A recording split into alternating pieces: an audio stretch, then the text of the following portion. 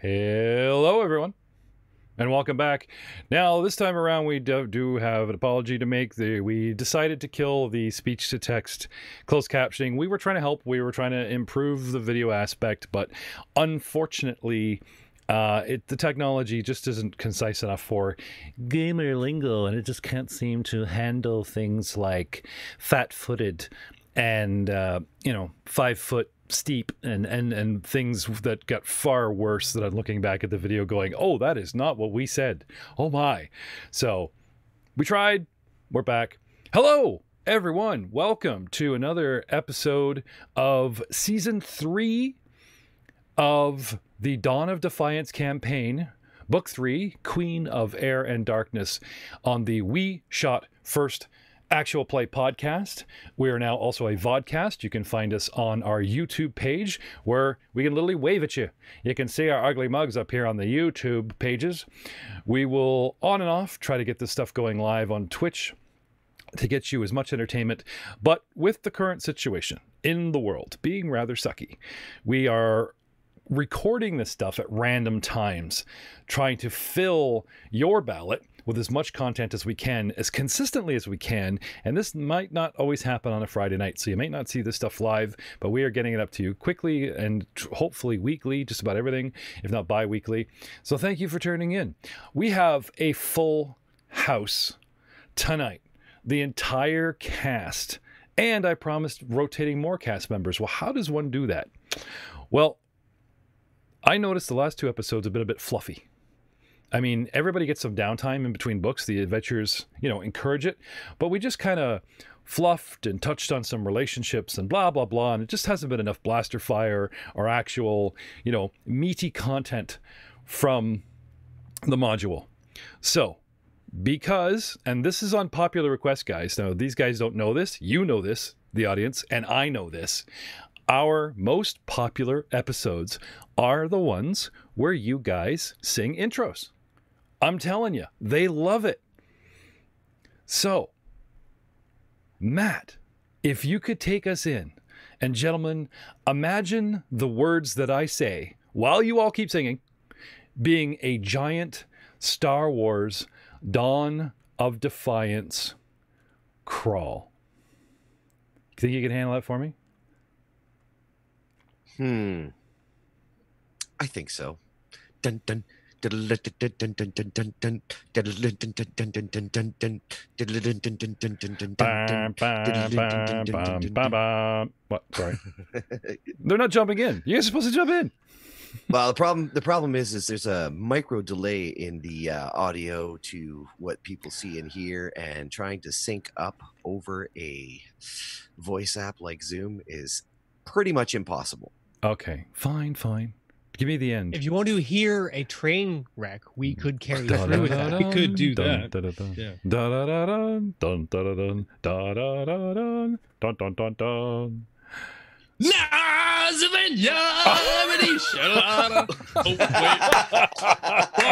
Wrong franchise, my bad. Dude, you just got yourself a force point. That's awesome. That was great. Thank you. Star Wars Dawn of Defiance, Episode 3, The Queen of Air and Darkness. The search for the truth continues. Darga the Hutt, fleeing his palace on Cato Nemodia, has traveled to the planet Bespin to seek refuge.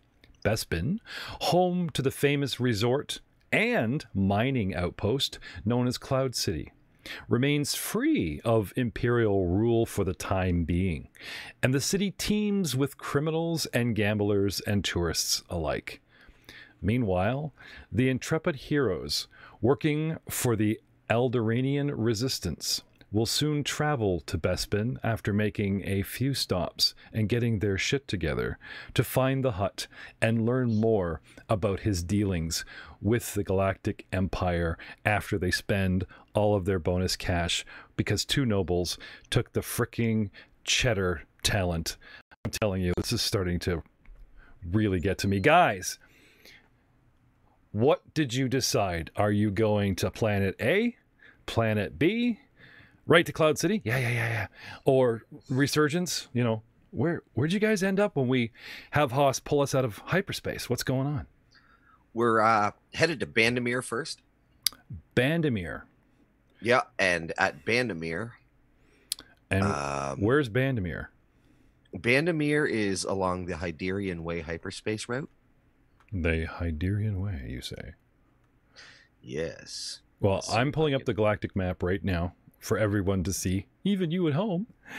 So can you give me sort of how far out the edge? I see Alderaan right there. It is. I'm going to ping. You know, I'm pinging Banomeer. It is at the intersection of the Hyd. Okay, yeah. I got it. I got it. You see this? Everyone see the ping? So along the Hyderian Way, right at, this isn't far from Aquarius, where you guys bought your ship. Just a little little upsy on the mapsy. We're just going to bring that in a little bit there. Okay, who smudged my map? No? Fine. Okay. Thank you. So now it's a great big red square. Okay, I'll just zoom out again then. Where were we? We were Cato Nemoidia, which was south, was way off. Oh, here we go. It's yeah, thank you. Way over here, Cato Nemoidia. So you guys could practically like go by Alderaan and take some of Bail Organa's fine chana on your way. No, just kidding. Not far from Cato Nemoidia, as you see the long line here, is the Hyderian Way. So we flip into that, and you guys are on the superhighway, the 401, the 404, the 400 series. Those are Canadian highways, just deal with it. Flying all the way up and around to Banomeer. It's a long way, but because you're on the Hyderian Way, it doesn't take so long, a couple days. So I got to say, by the time you guys get to Banomeer, I'm not saying our guest that she's up and about and like, oh yeah, good to go, but she's been resting for a couple days and you guys have been seeing to her and everything.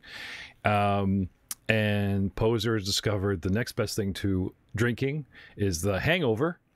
Imagine a man with a head like the size of a pineapple on top of a regular head, and now he has a hangover. There's a pissy little fellow, I gotta tell you.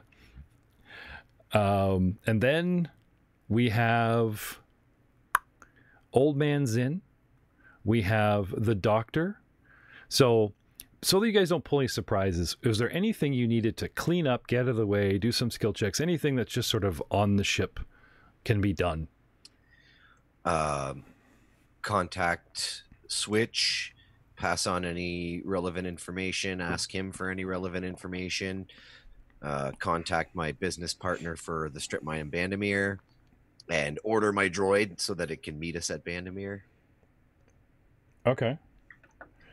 So I was planning to, on a side, unrelated, I suppose, to those, but I was personally, I was planning to meet up with our friend, the sad one. The sad and friend? Our mysterious new, yes, the sad friend, Poser. Oh, okay. Yes. And our new, patient? Stowaway. Cargo patient. You're talking about that lovely little old lady that seems to have a remotely similar accent to our fearless leader and captain. I just want to call her Madge. I don't know why. And starts every conversation with, "Picture it! The Clone Wars!" Well, the other two Golden Girls died during the Clone Wars, so she's all alone, the other three. That and take orders for anyone needing upgrades. Okay. Now, I know Merrick wanted to put it in order. And just out of curiosity, while we've got the star map up, can you point us out to the location of Bespin on here? I have If no idea. y'all want to ride all the way down to the left, Seriously? across the Corellian trade span. Oh wow, that's far. Okay, cool. Yeah, Do you want to give us? You want to give us a ping? Give us a ping there, Aiden. Yep. That's Hanging. way. Yeah, that's Oh. Yep. let's resupply at the yeah. Yeah. That's So for y'all listening on the audio, it is just past the Yavin system and right next to Hoth. It is on a little kind of half circle pathway just off the Corellian trade spine as Hoth, Ison, Anowat, Bespin, and Varanat. Right. And is actually pretty close to Mustafar as well.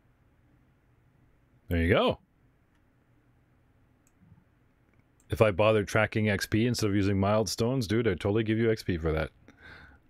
But I gotta say, It's called another force point. nope. You got plenty of those. Plus, there's like patrons handing them out that you guys haven't bothered burning yet. But for somebody who said they were up till 4 a.m, really tired, man, you're on fire tonight. Look at him go. First he caps the song, and now he's just all over this map. This is great. So obviously we've got some alone time and ship time ahead of us. But if you want to go all the way up from Kata Nemordia, and actually Banomeer, you could say, is on the way, because the resurgence was sort of out in the middle of nowhere near Felucia. You know what I mean? So it's definitely sort of an up and around, but you know, it's not like it's really out of your way. So that's, you know, that's some good news, I guess we could say. But yeah, Merrick, you want to put in an order with the doctor? Yeah, does anybody else have any stops they want to make on the way? And if there's I'm good. anything super fancy you need to order, you can have it shipped to my offices on Banomeer. Just to let you know. Maybe a speeder bike. Any shield units we want to put on the ship would also be helpful. How much money have we got? Also, Lots. the resurgence is like the middle of nowhere. Banomeer. Let's have Rahaul tell us about Banomeer. You know, everyone's crowded in the cockpit, or you guys are all around the galley, and you know, Rahaul, we go now to Rahaul discussing what Banomeer is, why he's going. Tell us a little bit about the planet, won't you?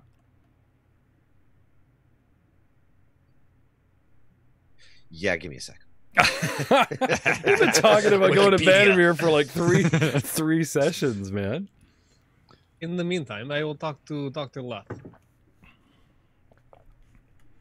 Go for it. Dr. Leth!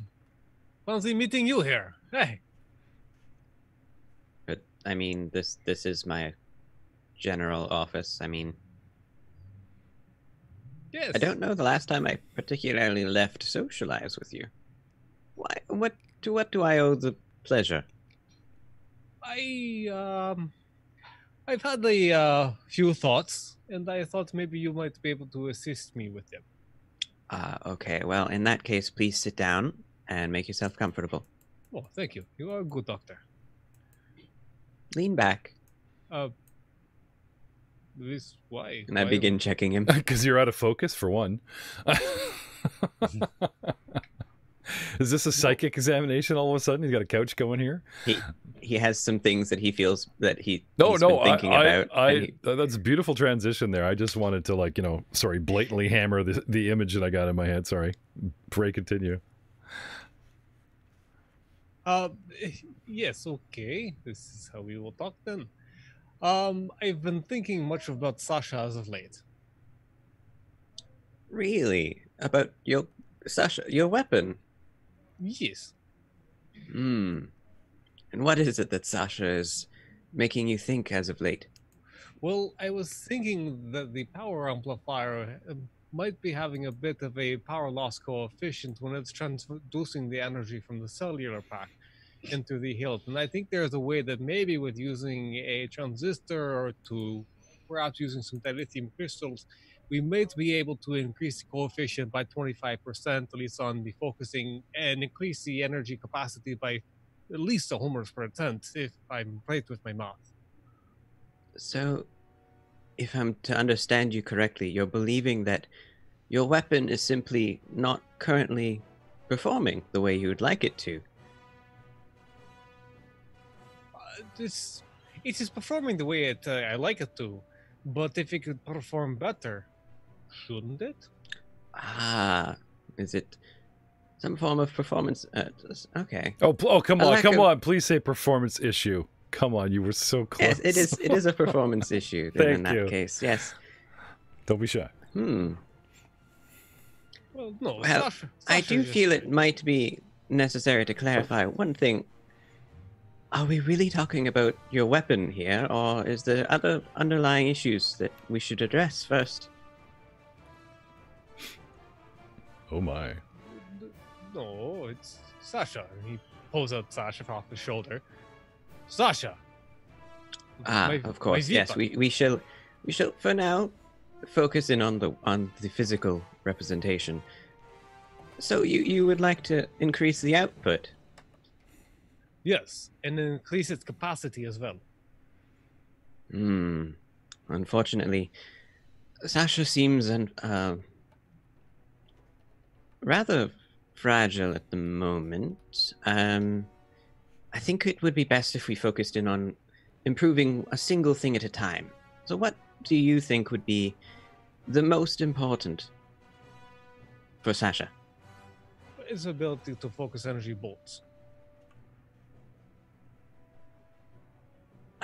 In so doing, would you prefer Sasha to be more acute, accurate, if you will, or perhaps more of a bang for your buck, if it... Yes, more bang for my buck. See, you understand. A bit more power behind the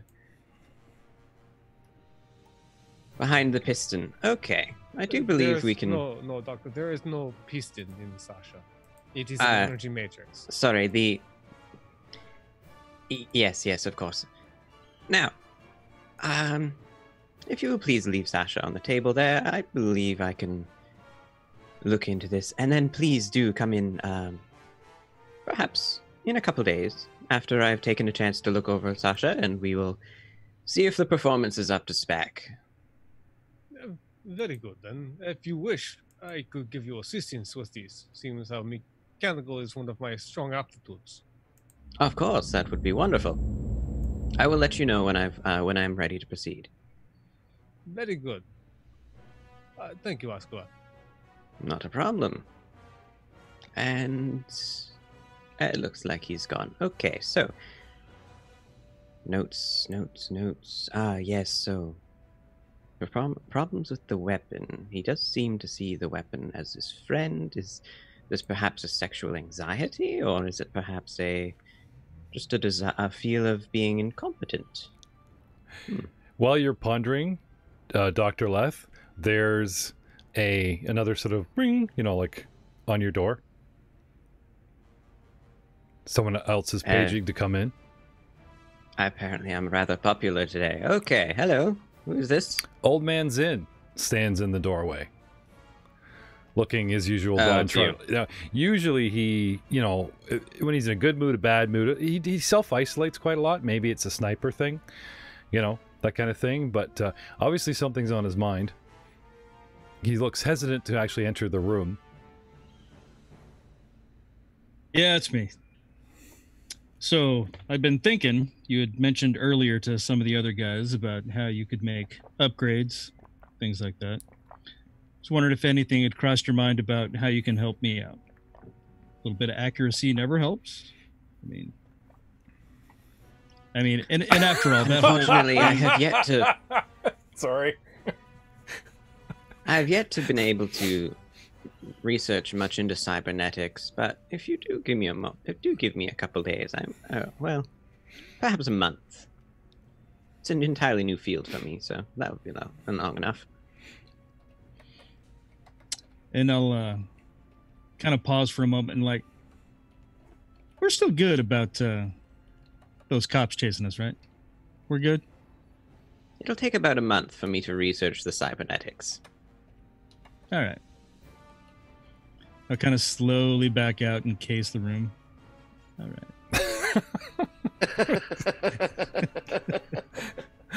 I'm liking this. I'm liking this a lot. Ding dong, Dr. Leth. A little while later. Sorry, were you making any notes about that last encounter? He wanted you to check the accuracy of his gun. Oh no, I have full intention at this point for the installation of a couple cybernetics that could in fact be powered by alcoholic consumption, which would lower the rate of which he would get drunk, but nevertheless, I could definitely work on having them increase accuracy. Depending on we're which not particular talking form of about the accuracy he's cybernetics referring to. where there's a pump involved and no, nothing about. Oh, no. You didn't say anything about shooting blanks. No. Okay. Again, I'm not currently versed well enough in cybernetics to specify between the two. Could be accuracy, could be accuracy. We'll find out. Okay. Bing bong. A little while later. I mean, I would like to get a chance to finish off fixing Arthur. Hello. Now, I said days went by since Poser's been hungover. But after that experience, it's almost like he's had a lot on his mind. He's just sort of locked himself in his room playing on his guitar. And if someone enters a room, he'll up and leave. Not in a huff, not angry, just leave. And you caught him in the galley a couple times by himself, strumming away, looking very thoughtful, eating a sandwich, 2 bites, and the rest just sits there. Someone like yourself or the captain comes in. You even see people engage him, and he just kind of quickly answers and bails. Gone. This has been going on for a couple days. Now he's at your door. 2 things you notice, Doctor. First, he's not wearing his makeup. He has his clothes. He has his axe. But he's not wearing his makeup. The second, he's not making eye contact with you, though he obviously wants to come in and talk about something. Well, I suppose in that case, by now I'm probably aware of the biggest concern for his stress, which would be the loss of the bike, grieving. So I'd open the door and begin prepping. I wonder, do we happen to have tea? Sure. I can't say you can just like turn and look at a box in the wall and say Earl Grey hot and something appears, but I'm sure I'm sure you can, you've either got the galley going or you've rigged something, spare parts. I mean, you guys remember Breaking Bad where they actually had the test tube coffee machine on the side there, as well as that's what I picture Dr. Les got going here. It's just got his I just make my own. There's like various deadly spores to be released to genocide next to the coffee machine. The type of thing. All auxiliary projects. Various herbs I've collected on the trail. Exactly. Yeah. That kind of thing. So, sorry. I would indeed open the door and then proceed to go and start making a cup of tea or coffee.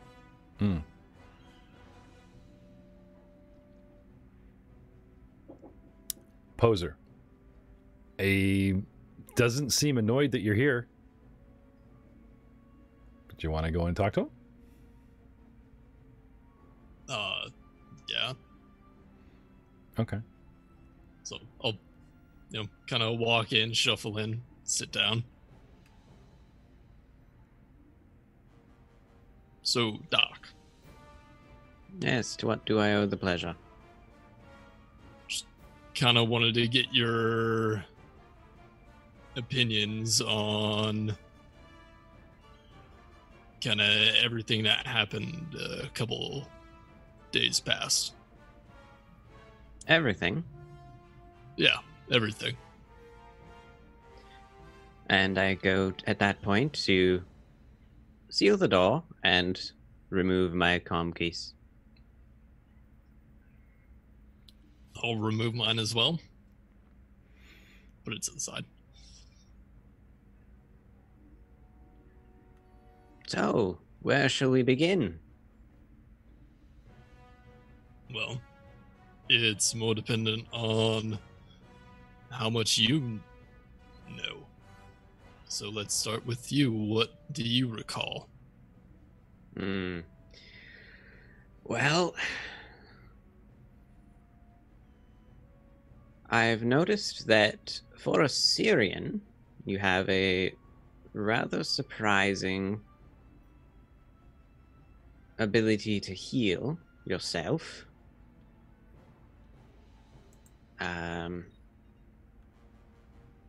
I've noticed that you tend to be rather... how do I put this? Oh, wait, why am I being quite as conservative with this one? You use a weapon that you are definitely not that sufficient with, but you clearly have made it through through society thus far, implying you must have some form of ability somewhere that you have at this point left unobserved.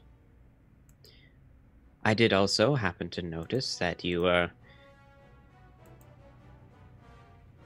assisting in holding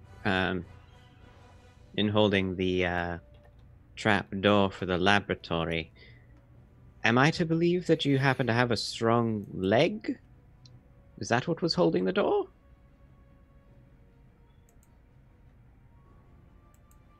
I wouldn't necessarily call it a strong leg, but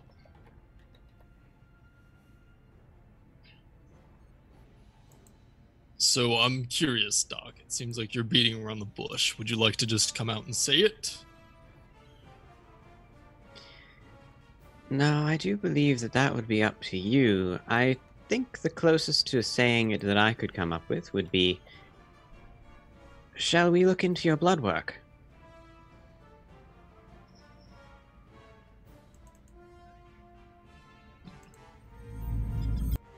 I think my blood work is fine, but I see your point. You wouldn't be wrong.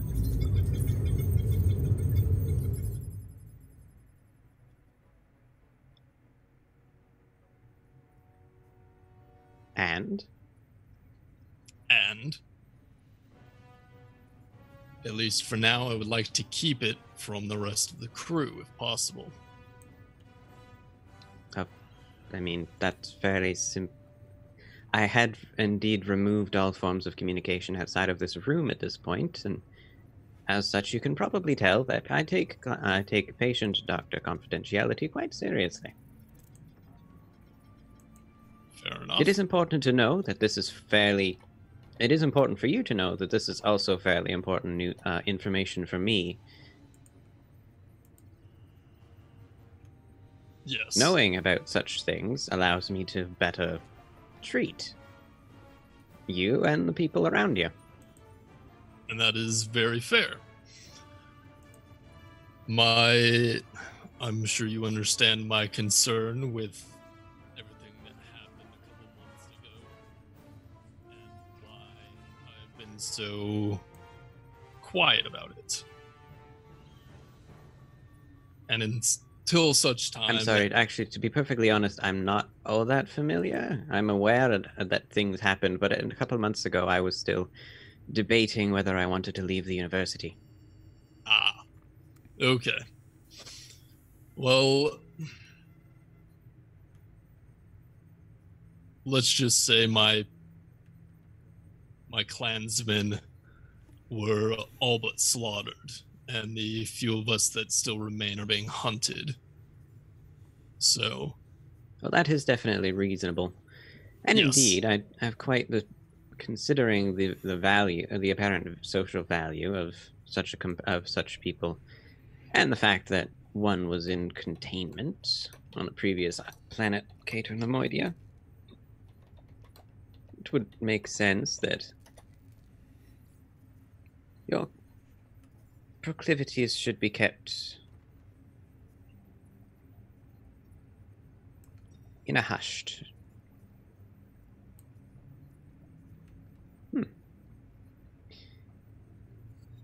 Well, I guess at that point, the only other thing to discuss is, so, how have you been dealing with your recent loss?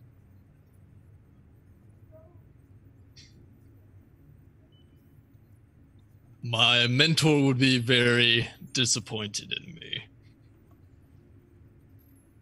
Your mentor? Yes. Oh, I should like to hear more about him at some point, but how would he be quite as disappointed?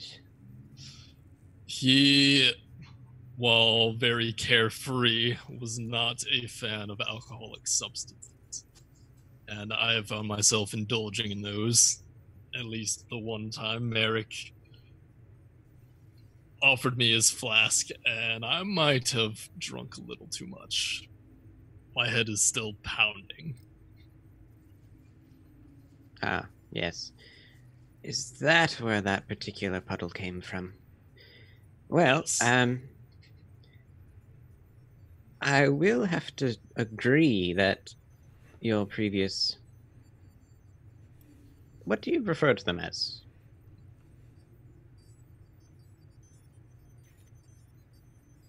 Previous... Clansman or mentor, referring to Mentor. mine specifically. Your previous mentor would probably be quite disappointed at that, but something tells me that there are others that could perhaps help in picking up where they left off. Perhaps addressing the loss of your bike directly, but also addressing perhaps even the loss of your master directly would be... Oh, sorry, your mentor would be beneficial in the long run.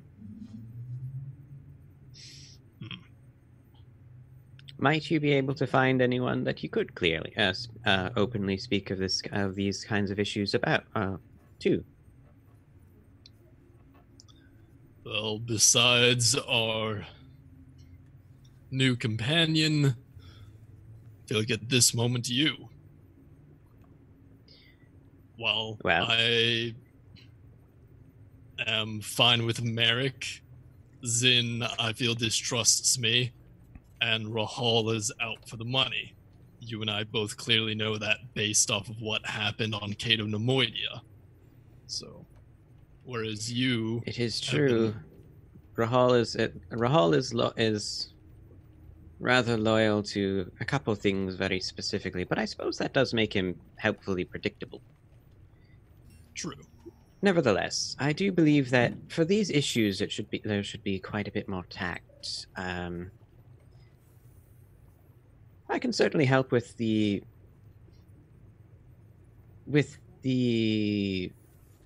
psychological underlying issues if possible, but I do believe there, as you mentioned and listed, there would be at least one more person here that may be a little more attuned to your specific issues. Maybe in your best interest to speak with them. You might be right. In the meantime, is there anything I can do to help with your maintenance of the facade? At the moment, not really. Perhaps increasing your ability to keep yourself alive? Either that, or if you can make my weapon a bit lighter. Oh, I could probably do that. As much as I do enjoy this, it is very unwieldy compared to what I am used to, so.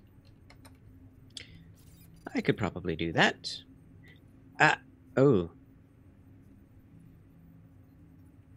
Is this a modification I will perhaps need to do on my own time? If you plan on taking it apart, I would suggest that. If it's just more outside work, you should be okay. Well, if you want it to be lighter, I don't think I can. I don't think I can decrease the weight from the outside. So I will keep that in mind. Okay. Please leave it on the desk. All right. Thank you. And take it off and drop it on the desk. And then start to walk out. Okay. He leaves, and about half an hour later, Dr. Leth. Bing bong. Dr. Leth's a busy dude these days. Everybody's got to see a doctor. So that I was expecting. Hello. The woman known as Dina, still wearing the rocker shirt that got tossed on her, but has found some other clothes around the ship or whatever, like some sort of like a bathrobe kind of thing, you know, and some slippers. And she politely, you know, waits. The door opens and says,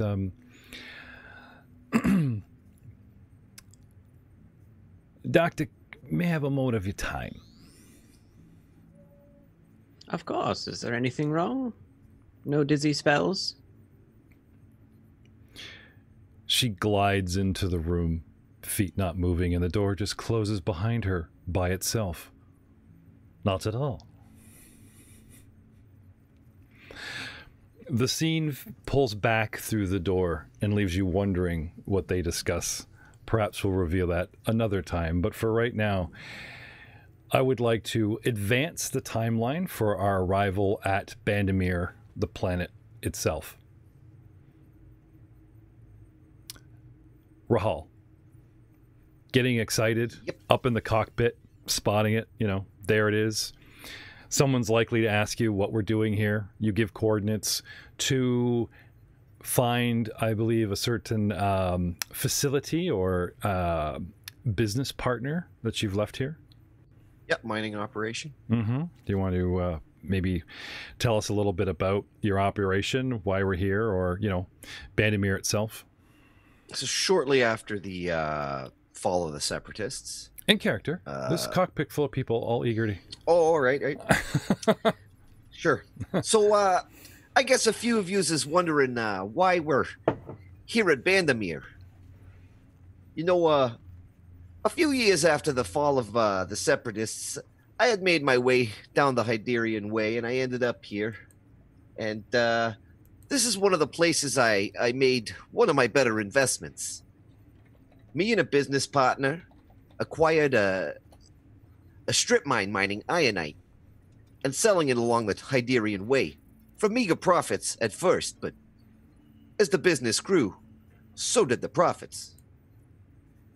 So I'm gonna stop by here, pick up a few things. You know, I ordered a couple toys off the HoloNet, and I also want to procure some goods to assist in our investigation for Daga.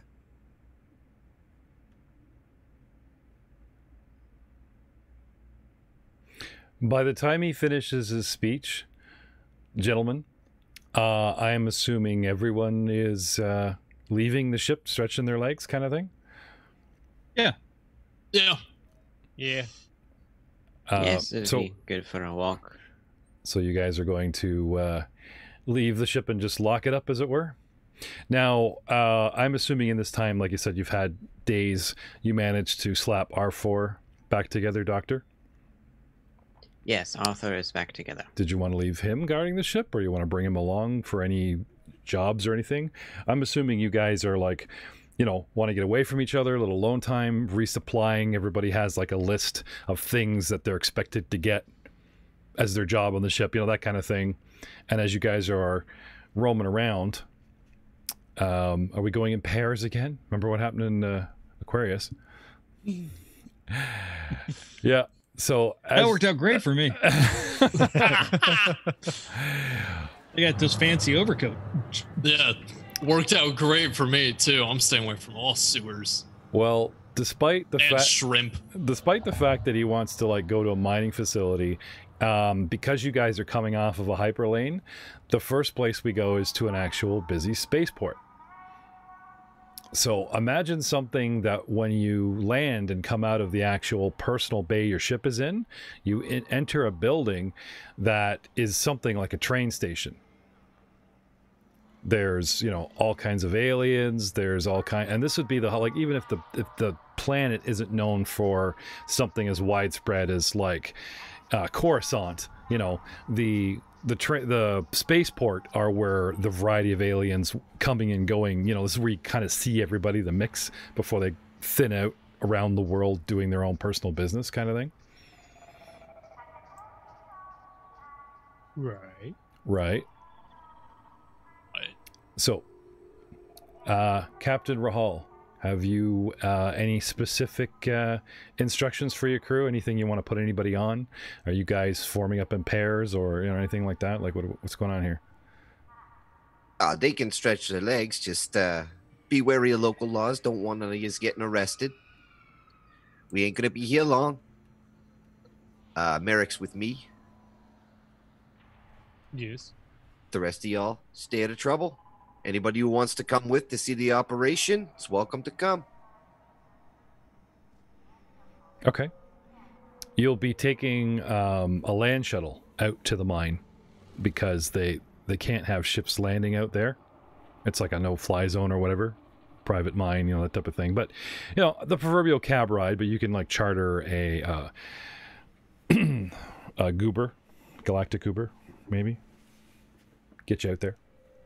So, who's going with their captain, and who's going what, where for personal business? Okay, now I'm assuming while you guys do personal business, some people are getting fuel, some are getting food. You know, like while we're all out and about, people are picking up the things the ship needs, and you guys can take that out of Dr. Leth's and Matt's budget, and we'll account for that soon enough. But, you know, shopping spree at the mall with the aliens. You know, like, what's going on here, guys? Who's going with... Merrick's going with Rahaul. Okay. Anybody else? Poser will actually also go with Rahaul. Okay. Unless if Dina has anything else to say about it. She would like to leave the ship, but I don't think she's going to leave the spaceport. You know what I mean? She'll go into the train station, and, you know, in the station they have expensive places to eat, and, you know what I mean? She's just going to kind of like get the news, eat a hot meal that's made off planet, you know what I mean? But she's really not up for like adventuring. So, you know, she's going to get off the ship and stretch her legs and all that kind of thing. Sure. But she's probably going to stay here at the station. Now, you know, she could probably take care of herself, assuming that she seems to be a little bit more up and about, and so does Dr. Leth. But what do the rest of you guys say about just cutting the old lady free? Good choice. Yeah, right? I second this motion. Okay. So... I will partner up with Zim. Let's go Right on. shopping. Let's do a little shop. So what kind of I'm also going shopping as well. what kind of computers can we find? Sorry, you'll have to forgive me, Joe. Do you know anything about the like hacking aids and stuff like that? Not in this We system. should You probably gotta have look somebody into else. something like that. They're replacing me. We're enhancing you. Enhancing.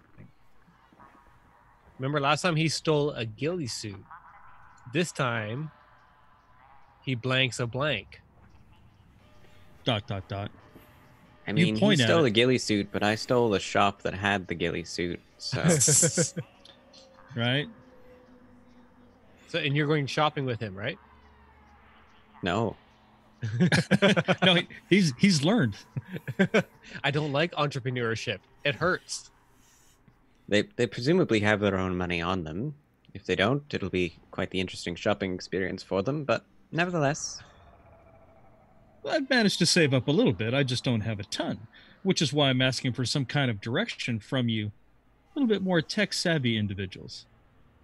Oh, I didn't know that you were asking me specifically. In that case, you may want to see if you can find another unit of this particular. I recommend this one if you are looking specifically for hacking. It's the Xcalc. Is there any way to upgrade that?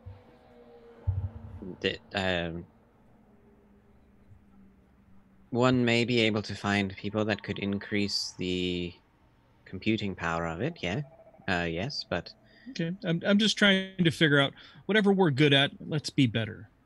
Because sometimes it seems like we comedy of error our way through some things, and I'm just trying to minimize that.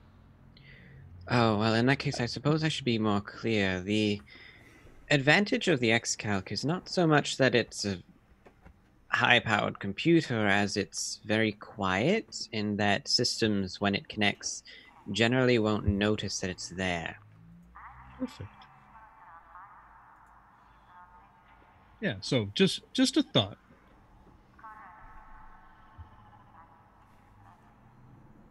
Were you wanting to buy a second? If one is available, I will definitely look into it. Yes. They are quite expensive. What's expensive? Maybe we can find a deal. Well, a regular computer usually costs around 5 Gs, but if you want a good one for slicing, the enhanced ones, so you're looking somewhere over 20 Gs. Rahaul comes right over the comm like he's been eavesdropping the whole time. Like they're gone on the bus and you guys are talking openly in the market lane. Open comm. This is definitely something. Sure, no, I just think it's funny. Like it just, to remind people that like we're not holding the party there. They're gone, and all of a sudden he's just like, hey, yeah, this is a deal. I'm always listening.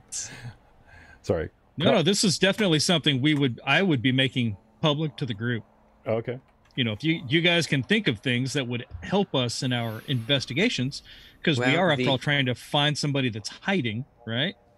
The Xcalc slicing datapad is generally valued around 7,500, but that's before licensing and how much transmission fee.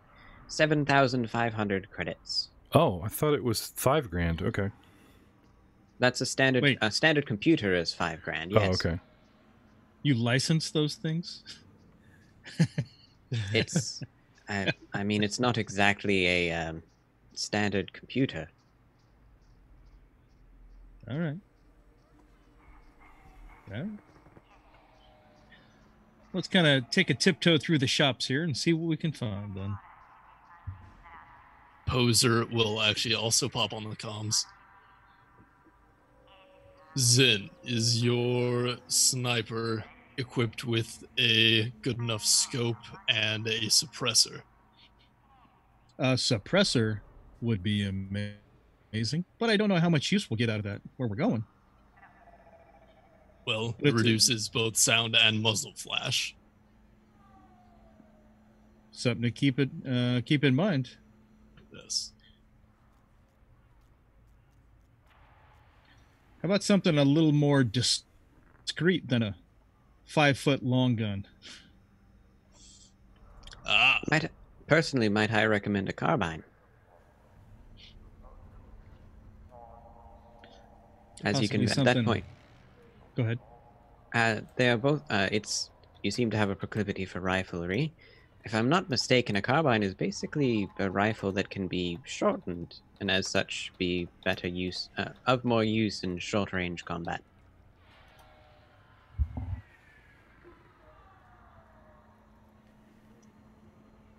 I'm thinking of like a little something I can tuck into my pot here, like maybe a holdout. Holdout's never bad. You could always get a darter. Shoots a dart via compressed air canister. It's not great for damage, but you can always use it for tagging someone to track them later, or poison. Oh, that could be handy. Cup of tea. That doesn't sound like a bad idea at all. Yeah. All right. Well, just something to keep in mind. We'll meander through the stores, see what we can find. I know Merrick would love a grenade. Oh, you Yes. find good grenades. You definitely get those. Well, You can make while his you're own. doing while you're looking through actual weaponry and computer techs, I'm going to be looking for weapon modifications that I don't actually have to make myself. So, might speed things up. There you go.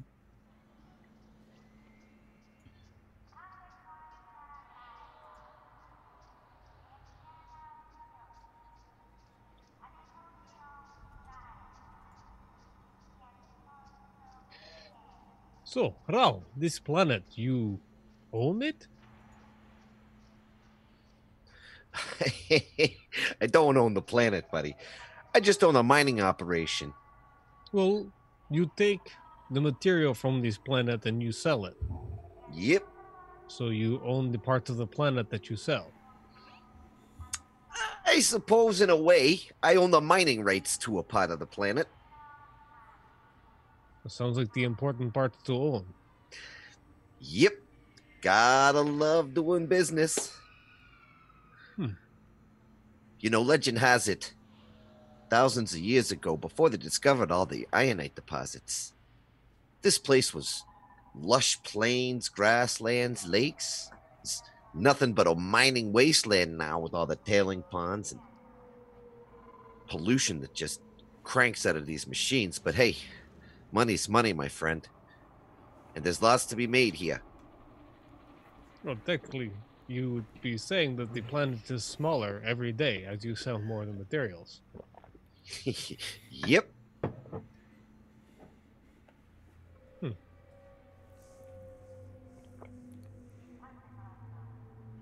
A hop, skip, and a jump. Far, far, far away from the actual port, we finally arrive at one of the many bandolier mines. So, have you contacted your partner, sir? Have you set up an Yeah. appointment? Told him when you're coming. This is Of the course, I yeah, set it up all, an like all appointment. this, you know, like just he doesn't have, you know, not gonna roll up on him and.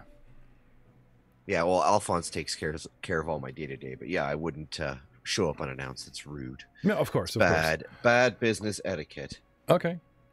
No, I mean, So, you guys okay, are so talking one thing about like what you can and can't do, and you guys you read off the party list recently when we weren't recording about what you're gonna do for money and stuff. So, what did you want to tackle first? Selling all the guns and viable braids? Like, Aiden, can you reread that party loot? And are you guys gonna sell it at the station while Rahaul, rich boy, is out there playing with his mine, or?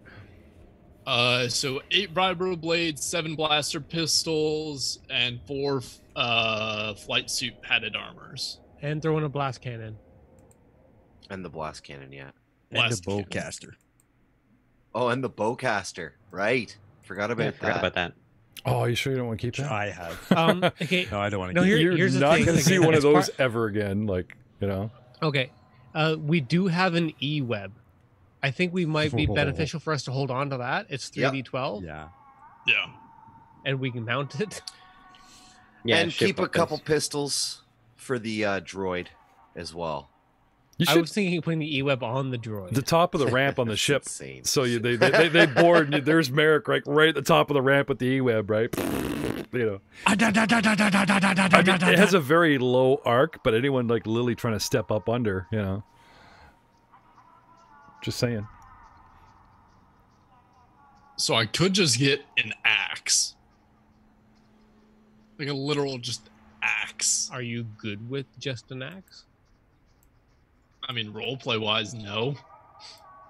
No. I meant like with the numerically. Yeah, numerically, it's a simple weapon. Instead of Okay. it being 2d10, it's 1d8, but I'm also not swinging at a -5. I mean, damage-wise, it's still less efficient than using the little tiny fire blade. What book is that from? Fireblade is from GW is Galaxies at War, Okay, page 37. take a look at that.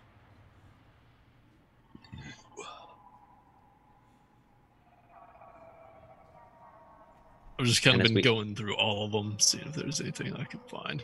Okay. We technically already have one on the ship, so like you just say I need this, and like, oh, okay.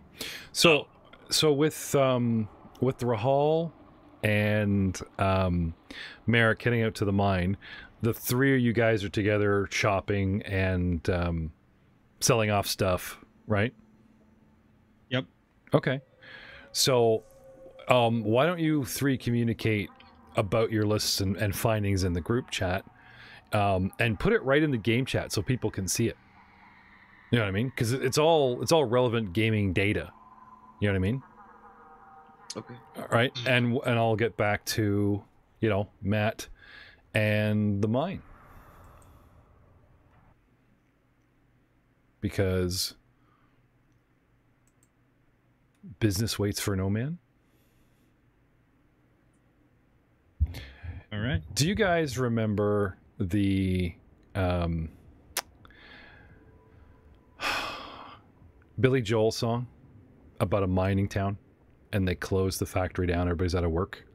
What that does to a community, what it does to the planet?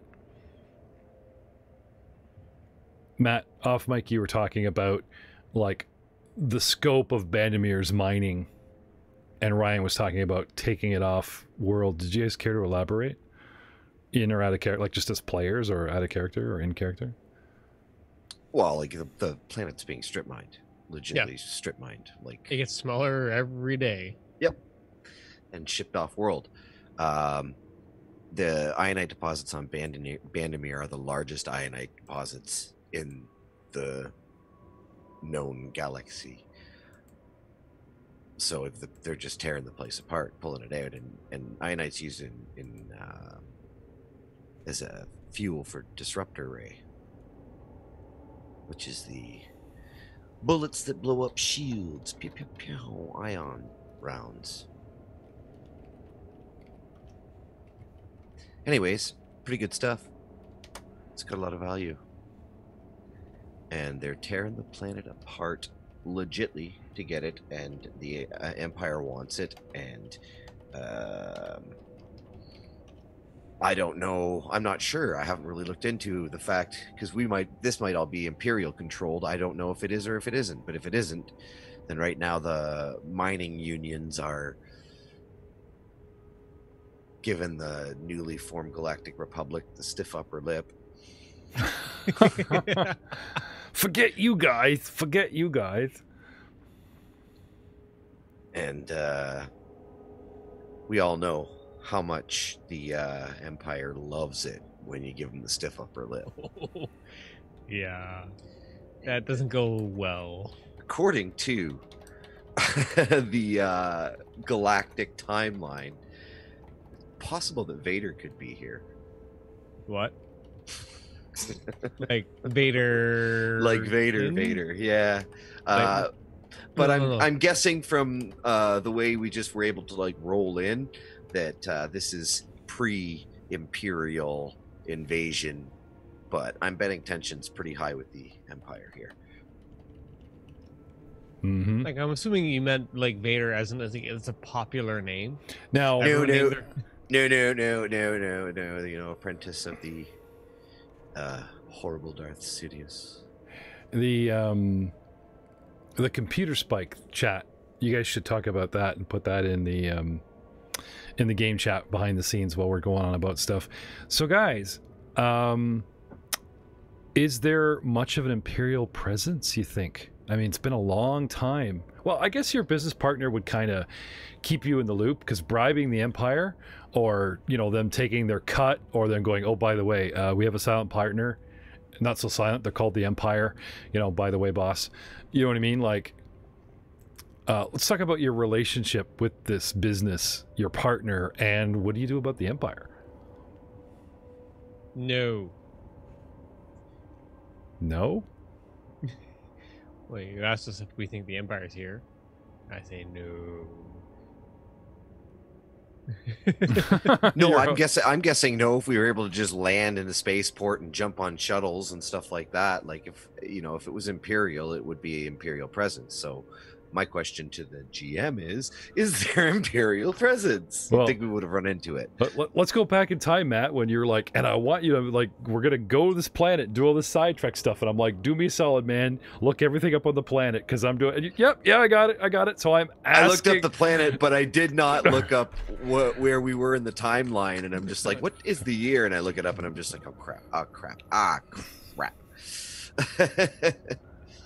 Time-wise, anyways. Are you saying that an adventure that obviously has a Inquisitor as the Dark Force user tracking us and becoming interested in people like Master Dina and Aiden and stuff, specifically so that, you know, stay on the adventure, sure, go off the rails a bit, you know, so you may or may not face Vader until maybe he'll do a cameo in a later book. I don't know. Are you telling me that you may have actually just kind of like, let's go to Banomeer? I just picked a random planet, and that's where the dude like, oh, dude, no, it legit is part of my character's backstory, and that's why I picked that. Yeah, I know, but it's like, is Tuesday Vader But I didn't Day? look at the timeline. Like, it's Tuesday Dark like, Lord oh, Day, man. and it's like, oh yeah, he's coming every Tuesday afternoon. It's like, damn, it's Monday, you know, like. But I'm guessing this is before then, because it takes time for tensions to build, and the newly formed republic is still a very newly formed republic. Well, they've suddenly, first of all, you guys were doing off the books wet work for Bail Organa, and he has one ship called the Resurgence, filled with happy-go-lucky Eldoranian security force officers. Why are they so happy-go-lucky? They work these guys to the bone. But in 20 years, when their pension comes up, man, they got it made. They pay for them. It's like a retired baseball player that made his millions in 3 seasons, and then it's like his family's set. Like, they just got 20 years, and they are so set on Alderaan, all these guys that are like at the appropriate age that you've been meeting. You know, what could possibly go wrong in 20 years on Alderaan, right? And, you know, these guys are going to be pensioned out the wazoo. So even though these guys are really hardworking dudes and like do 18-hour days and all this kind of stuff, they're just, you know, but one ship. And he's like, okay, this is your job, Captain. You know, hide out in the middle of nowhere because I need something off the books to form the Eldoranian Resistance. First time mentioned in this book. So I guess you guys are now part of the Eldoranian Resistance. Can't use the R word, you know, and we're a long way from being called rebel scum. But baby steps, guys, you know. You've gone from like dark CIA agent, black work, wet work kind of work, to straight up mercenaries, to now Eldoranian has something on their books, hidden secret, you know, the Eldoranian Resistance. It comprises of one ship, you know, one senator, all the resources that they can gather whilst maintaining the actual planet and looking nice, like they're playing nice, and you guys as our point men. I'm excited. I'm excited about this plan. Got to, you know, I'm sure that with your help and Bail, that you guys 2 years tops, you'll sort out these Empire boobs, and yeah. What's a year? What are we, like 3 months after we're 66? Yeah, 2 years, you'll be fine. You'll be fine. So you roll up the appointed time and the appointed place. The strip mine, Merrick, because you've never seen it, has a oil fields at dawn kind of feeling. Machines just going by themselves, and the sun crests over red dust and sand, and black and pale yellow dominate the landscape. There's no green anymore. It's brown, rich reds, or colors, you know, and machines, you know, the sort of oil fields at dawn kind of thing going on with the endless dipping bird kind of machines, right? These things, they're processing. These machines are outside the mine. They're processing the ore, like on the spot, for shipping. You know, like they'll break it up so it's more shippable. They have like refining factories, another part of Banomeer or off-world, but like processing raw ore to make it more shippable friendly. You know, look at these machines going on. And this is the first thing you guys come across. And once you breach that perimeter, the mine, there's just these vast open spaces on the horizon. They're just empty, you know? And Rahaul instructs the driver to, you know, third giant hole to the west kind of thing, and takes them over. And they have these mobile offices where they have these, you ever see like the Arctic research centers? They're modular, right? Several buildings. There's like 6 to 10 buildings, but they actually like are dropped off, attach, you know, they have everything inclusive, water, heat, blah, blah, blah, all insulated so it doesn't freeze. Then they bring the generator and drop it on a pallet and hook it up and go. That kind of thing, right? Modular housing. This is what they have at the mine, so that when they do exhaust a mine, there is a certain amount of business and comfort here going. They just, you know, pick everything up and drop it. Kind of like the Clone War carriers that can pick up like the tanks and stuff. They just pick up these modular. So much like a real life construction zone, where there's always that trailer that's white stark paneling, right? They have this silver modular mini housing unit all stuck together in some kind of clusterfuck of a pattern. And there's people on small vehicles getting out walking, as opposed to like on the horizon, everything is huge, massive machinery. And a lot of this stuff is just piloted by droids operating massive equipment, which is believe they're 5th generation droids. What's the labor droid? 2nd or 4th generation are the smart ones?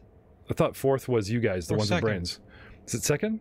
2nd or 5th generation second droids? Or first. Yeah, Labor droids. Your labor droids, and they're like forklifts, and you know, they all look like walking mech, or they just look like.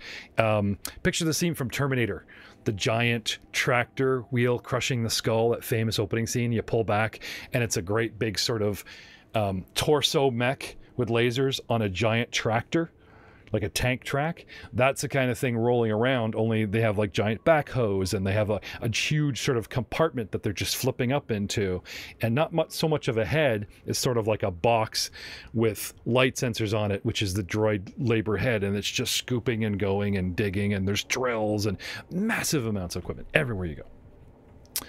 On to they're big giant wheels with scoop teeth on them. Yeah, just crazy. Chewing up. Yeah, it's a strip mine. They're just Eating mountains. monstrous. Yeah. What was that? Lion face, lemon face. Oh, okay, so his name's Thacker. Thacker. Lemon face. Yeah. So you are looking at a picture of Rahaul Oberys's partner. Okay, Thaddeus Clackmeyer. And what was that name you gave me? Thacker. No. Your name. Oh. Gilvog is his last name.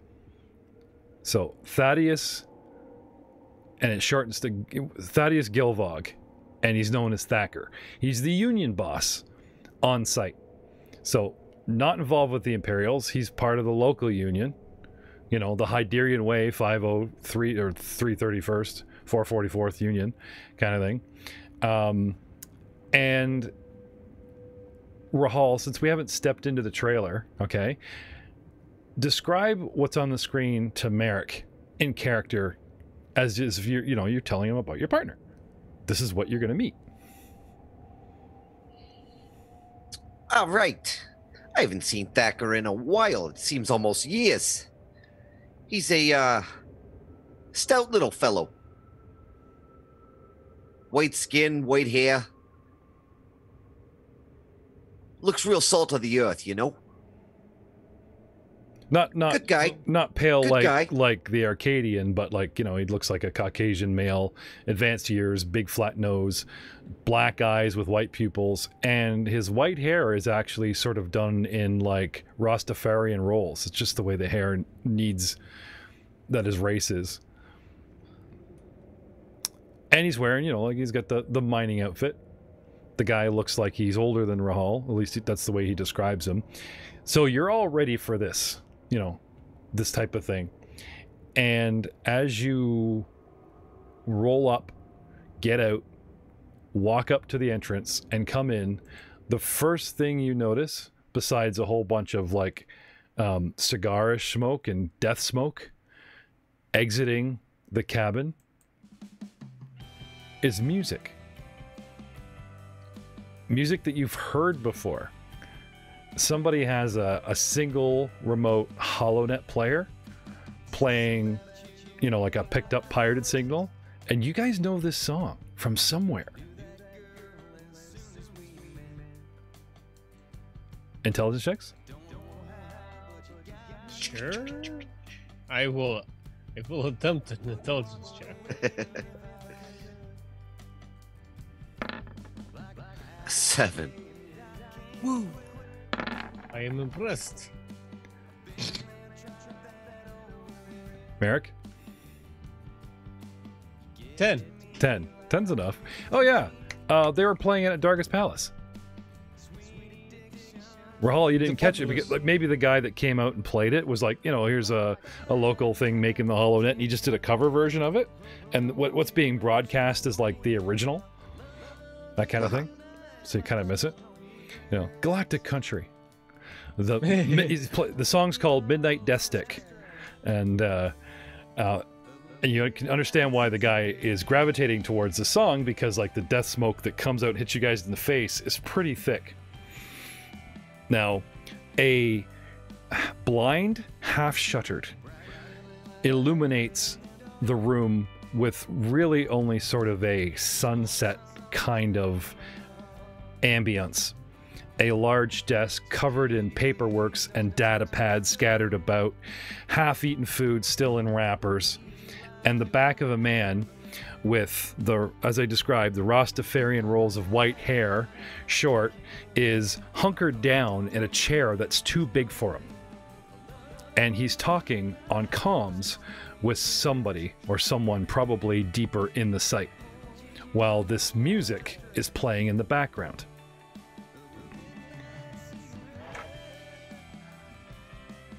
What? No, I'm telling you, it's the third field, not the fourth field. Put it back in the third field. What are you think? Oh, just no, the third field. I got a second. Don't it spins around, sees you guys, right? Holds up a finger to Rahaul, and then turns back around and starts rummaging through the desk looking for a data pad. I got the numbers right here. Right here. The third field, not the fourth field. Put it back. No, put it back. Yes, now. And he pulls off his comm and he turns around and he says, These Type 4s, I'm telling you, these Type 4 droids, they're not like the second. They're not like the fifth. I don't like them. I don't know why you commissioned them for us. Why did you commission them for us? I don't like them. The price was right, Thacker. I mean, it was nearly a quarter of the price of the Type 2s. The price. We could cover it in overhead. We could cover it in expenses or something. Come on, I know you can handle these guys, Thacker. You're the best. Oh, you salt of the earth trying to butter me up. Anyway, what's going on? What's really going on? I haven't seen you in several galactic cycles, and now you just suddenly drop in and say hello. You missed my birthday. You missed Yule time. You missed the annual Snowfest. It's a thing. We're trying to make it happen. Christmas in July. Anyway, what are you doing here? You're very vague on the comm about just resupplying the ship and checking on things. Obviously, if you think I can handle them, you wouldn't be showing up to see if I can handle them. Oh, no, I've got utmost confidence in your handling of the operation. I'm just curious, how many shipping vessels does we got now, and could you spare one? I'm trying to expand our operation a little bit, set up... Expansion, again with the expansion. You're always trying to you're working all of our assets too thin, Oberith. I tell you, it's not going to work out. It's not going to work out anyway. This could be pretty lucrative. There's a lot of credits flowing out of Bespin. Anyway, I got the numbers right here. They're right here. and he just like hands you like a data pad over the thing. And then he sits back and reaches for like a very thick death stick and just starts dragging on it. Who's your mutated friend? Oh, pardon me. Merrick. This is my buddy Thacker. He runs things here at the mines. Hello, Thacker. And who else is with us here? Merrick. You wouldn't be related to Arbor, Merrick, would you? Merrick is my first name. Oh. Congratulations. Anyway, he just goes back to his cigarette, starts digging through days-old sandwiches to try and find something that is semi-fresh, and then, you know, has himself a little pause and break while Rahal's going through the numbers and such. So, Rahal. And my massive four-headed friend here goes by the moniker Posa. Posa Thacker? Aye. Greetings. Jeez, with them death sticks, man. I keep telling you, they're gonna kill you if you keep smoking them big like that. I've been smoking these since I was just a wee Marion. They're fine. They're fine. Anyway, you didn't come all the way down here to check on my health. And, I mean, I guess I could convert some more of the day assets into some of the 6 cycle assets. I guess I'll look at it. I'm not promising you anything, but I'll look at it. Okay? Oh, also, I placed an order on the HoloNet. Did it come in yet? Yeah. Go over to container 7. It's sitting there in a box.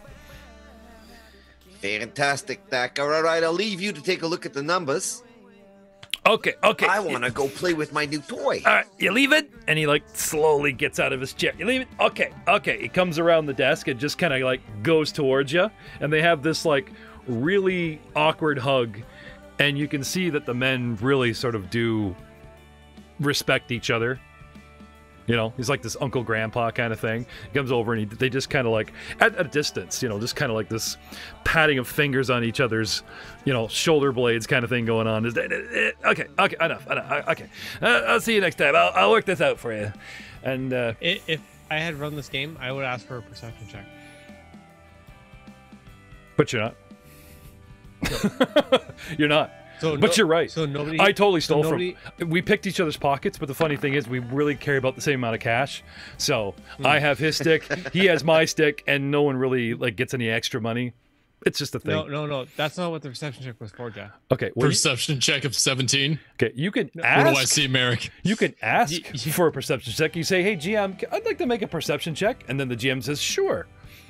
But you're not running this game. I'm not running this game. Hey, GM I'm running Ryan, these numbers. can I make a perception check? Knock yourself out. Go nuts anytime you want. 17. 17. What do I see? You see a really awkward cuddle going on. Was there something specific you were looking for around here? A rifle that was uncocked is now cocked. Okay.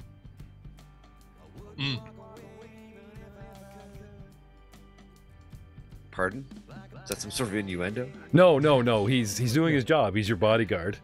And a guy got really close. Yeah, that's all that it is. Yeah. Click, click. You know, kind of thing.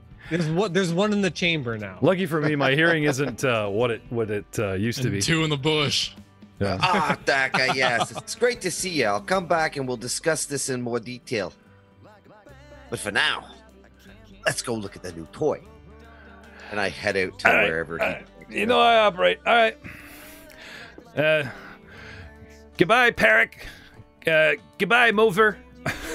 He just goes back to his Goodbye. desk. Better than the Hooser. Yeah, no, it's Perrick. It's Perrick instead of Merrick, and it's Moser instead of As we're walking off towards the container, I just want to talk to Rahaul. Rahaul, he is another employee of yours. We're partners in the operation here. To be honest, he helped me out of a tight place. I had some extra credits to invest.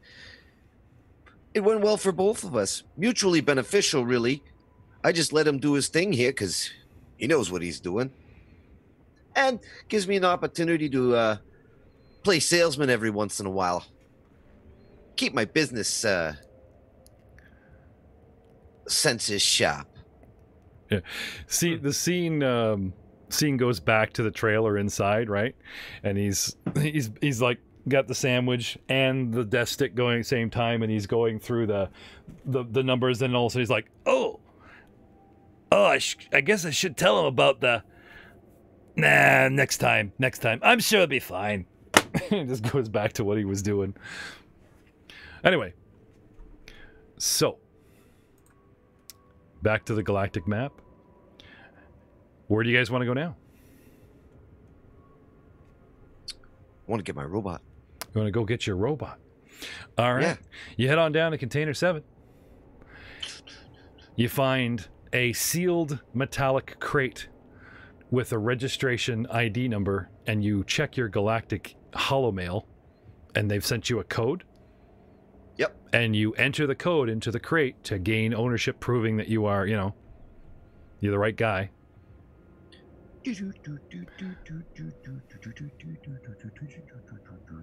Bink. Yeah, your 1727-digit code. There's a lot of dudes, man. It's a lot of droids. You know what? It's all those capital XYZ and numbers, like putting in an Xbox code. It just and hyphen, and it just takes you 5 minutes to get your stuff out of it, and then the seals pop, and it opens, and we see a humanoid 4th generation droid, like I have posted right up here in the center, in the orange, wide shoulders, a metallic collar, a short flat domed head, and an eye sensor, which is just a bar, like a Cylon, that goes all the way around. Picture the head and body of RoboCop, because it actually has, it looks like gloved hands, like thick fingers. It's not all like skeletally droid. It looks like it's like a heavy, like a mech kind of droid. But put a Cylon's face on it. The tight little grill for a mouth and the Cylon eye sitting on RoboCop's body. And it's this sort of dark, dusky, I want to say black, but it's more of like a dark crimson color. And it has like a registration and has like a restraining bolt. And in the crate next to it, like hanging up on the door that opens, is like a little package for you, Rahaul. Grab up the little package. Okay. The eye sensor slowly just kind of, into existence. And there's just sort of that LED light that's brighter in one place and kind of tapers off on the edges, but it's a full line, as it were. Cool. So cool. Oh yeah, this is awesome. Merrick, take a look at this thing. What is this? Is it a new janitor bot? No, see, after our last experience there with the invaders on the ship, I figured couldn't hurt for us to have a bit of onboard security. So on the side of the crate, or I should say, like in the package, you have the designation, the type of police droid it is. Do you remember what it's called? Oh yeah, it's the 501Z. Yeah, so it's supposed to be a stock 501Z droid. And it's active, but it's kind of like in sleep mode, like it's just kind of standing there. I will open the little package. Okay. Has your end of what, the summoner, the part for the restraining bolt. Yep. The base, so it can't go further than X amount of meters away from you and your stick kind of thing. Deactivation or all that kind of thing. Do you want me to look over this, Rahaul? Sure. Okay. I do mechanics check. Okay. So while he's looking this thing over, can you tell us some of the functions of this droid in character? Like you're telling Merrick to check for this, or telling Poser about the droid. Can this thing think? What generation is it? Does it talk? Does it walk? Does it do your taxes? Does it come with guns? Let's talk about what you bought here. So, Rahaul. Yeah. I'm actually not familiar with droids, so what is this exactly? This is like the top of the line security droid. Like we're talking expert tracker. Like this thing's built to be a cop. It's built to work on a police force. So I figured, best of the best. It was a good price.